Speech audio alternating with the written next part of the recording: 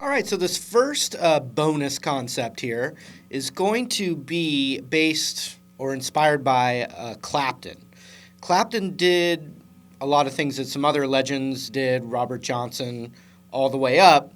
But this one for me is inspired by Clapton, and it's using a couple of little sour bends in your basic pentatonic. So what I'm going to do is I'm going to play the A minor pentatonic scale, but in its extension. So it'd be 3-5 on the E, 3-5 on the A, slide up to the 7, then 5-7, 5-7, then slide up with the ring finger. But then we're going to do a little finger transition to our index on the 8th fret of the B to ring finger on the 10, and then 8-10. And then we do it backwards. Ring finger. That's the root. Gone over this a lot, but the concept is we're just gonna add these little almost out of tune sounding notes, which are great for the blues, plus just great because we can do it on guitar. You can't do these notes on like a piano or a lot of other instruments. So anyway, when we do that extension on the E string, we're going to bend this 3rd fret just to the point right before it sounds really out of tune. And then we're going to play this root note.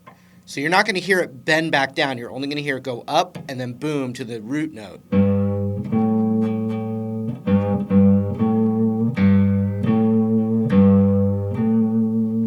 Very subtle. It's actually harder than it seems because everyone wants to overbend that.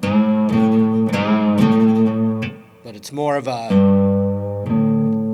just very subtle.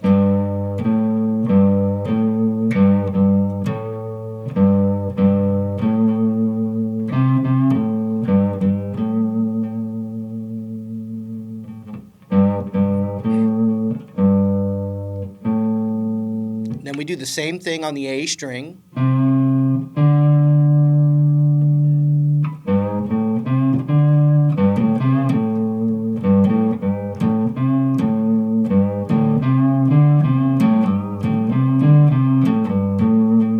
Now on the 5th fret of the A string, we don't do it for that note. We keep it natural.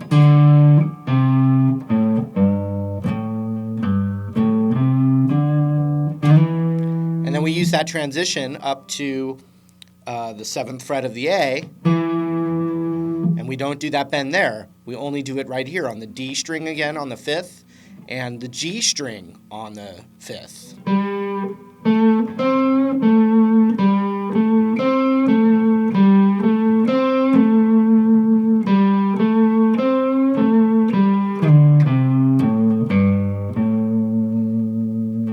More subtle the better. That's going to be the tricky part, is learning how much to bend that note. It's very subtle.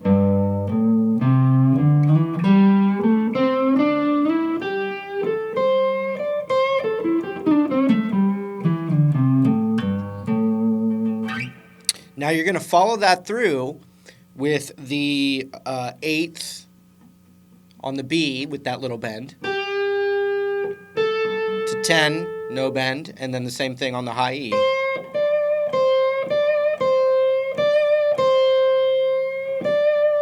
And something that I'm pointing out right now is that it doesn't have to immediately go. That subtle bend can be really slow.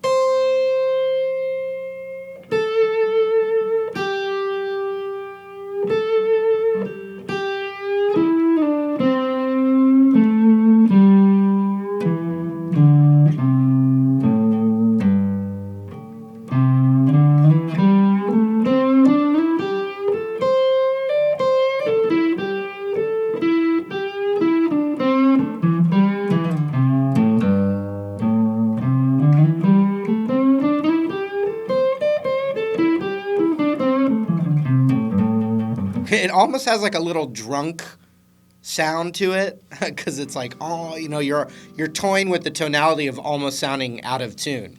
But you don't have to just do it in that extended run. No, I just use that as an example, kind of a jumping off point where you can see it in those different positions. But anytime you're in any of those three areas, just keep that in mind.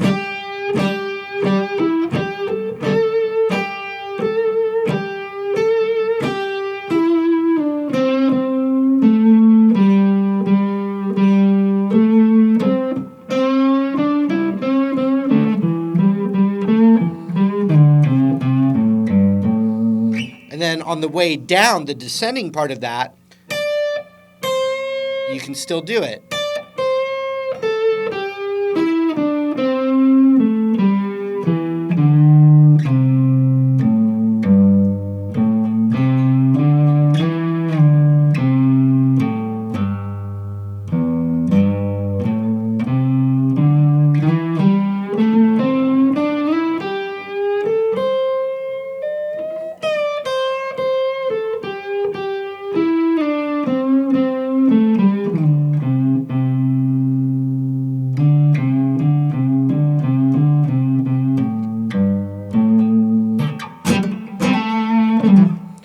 So keep that in mind, those sour bends. I have talked about them in some other series, but that is always a really cool thing to remember because it adds a lot of character without learning a new scale or anything like that. So stay tuned. I've got more bonus tips coming your way.